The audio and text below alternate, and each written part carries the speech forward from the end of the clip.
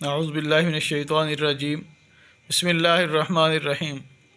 حضرت حنظلہ رضی اللہ تعالیٰ عنہ کو نفاق کا ڈر۔ حضرت حنظلہ رضی اللہ تعالیٰ عنہ کہتے ہیں کہ ایک مرتبہ ہم لوگ حضور صلی اللہ علیہ وآلہ وسلم کی مجلس میں تھے۔ حضور اقدس صلی اللہ علیہ وآلہ وسلم نے وعظ فرمایا جس سے قلوب نرم ہو گئے اور آنکھوں سے آنسو بہنے لگے اور اپنی حقیقت ہمیں ظاہر ہو گئی۔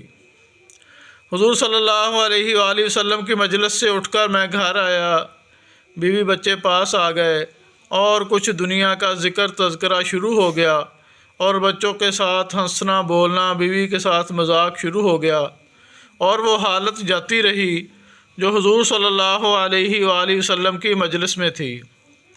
دفعتاً خیال آیا کہ میں پہلے سے کس حال میں تھا، اب کیا ہو گیا؟ میں نے اپنے دل میں کہا کہ تو منافق ہو گیا کہ ظاہر میں حضور اقدس صلی اللہ علیہ وآلہ وسلم کے سامنے تو وہ حال تھا اور اب تو گھر میں آ کر یہ حالت ہو گئی۔ میں اس پر افسوس اور رنج کرتا ہوا اور یہ کہتا ہوا گھر سے نکلا کہ حنظلہ تو منافق ہو گیا۔ سامنے سے حضرت ابوبکر صدیق رضی اللہ تعالیٰ عنہ تشریف لا رہے تھے۔ میں نے ان سے عرض کیا کہ حنظلہ تو منافق ہو گیا۔ وہ یہ سن کر فرمانے لگے کہ سبحان اللہ، کیا کہہ رہے ہو؟ ہرگز نہیں۔ میں نے صورت بیان کی کہ ہم لوگ جب حضور صلی اللہ علیہ وآلہ وسلم کی خدمت میں ہوتے ہیں اور حضور صلی اللہ علیہ وآلہ وسلم دوزخ اور جنت کا ذکر فرماتے ہیں تو ہم لوگ ایسے ہو جاتے ہیں گویا وہ دونوں ہمارے سامنے ہیں، اور جب حضور صلی اللہ علیہ وآلہ وسلم کے پاس سے آ جاتے ہیں تو بیوی بچوں اور جائیداد وغیرہ کے دھندوں میں پھنس کر اس کو بھول جاتے ہیں۔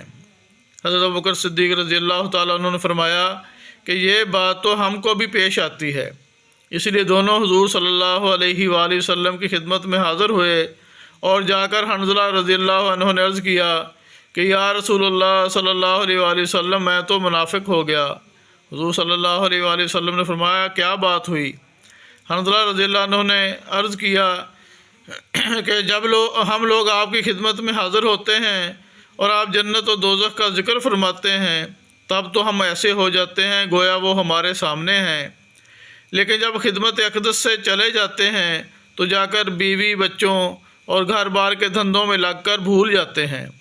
حضور صلی اللہ علیہ وآلہ وسلم نے ارشاد فرمایا اس ذات کی قسم جس کے قبضہ میں میری جان ہے، اگر تمہارا ہر وقت وہی حال رہے جیسا میرے سامنے ہوتا ہے تو فرشتے تم سے بستروں پر اور راستوں میں مصافحہ کرنے لگیں، لیکن حنظلہ بات یہ ہے کہ گاہے گاہے فائدہ، یعنی آدمی کے ساتھ انسانی ضرورتیں بھی لگی ہوئی ہیں جن کو پورا کرنا بھی ضروری ہے۔ کھانا پینا، بیوی بچے اور ان کی خیر خبر لینا یہ بھی ضروری چیزیں ہیں، اس لیے اس قسم کے حالات کبھی کبھی حاصل ہوتے ہیں، نہ ہر وقت یہ حاصل ہوتے ہیں اور نہ اس کی امید رکھنی چاہیے۔ یہ فرشتوں کی شان ہے کہ ان کو کوئی دوسرا دھندا ہی نہیں، نہ بیوی بچے، نہ فکر معاش اور نہ دنیوی قصے، اور انسان کے ساتھ چونکہ بشری ضروریات لگی ہوئی ہیں اس لیے وہ ہر وقت ایک سی حالت پر نہیں رہ سکتا۔ لیکن غور کی بات یہ ہے کہ صحابہ کرام رضی اللہ عنہم کو اپنے دین کی کتنی فکر تھی کہ ذرا سی بات سے حضور صلی اللہ علیہ وآلہ وسلم کے سامنے جو ہماری حالت ہوتی ہے وہ بعد میں نہیں رہتی، اس سے اپنے منافق ہونے کا ان کو فکر ہو گیا۔ عشق است و ہزار بدگمانی، کہ عشق جس سے ہوتا ہے اس کے متعلق ہزار طرح کی بدگمانی اور فکر ہو جاتا ہے۔ بیٹے سے محبت ہو اور وہ کہیں سفر میں چلا جائے اور پھر دیکھیے ہر وقت خیریت کی خبر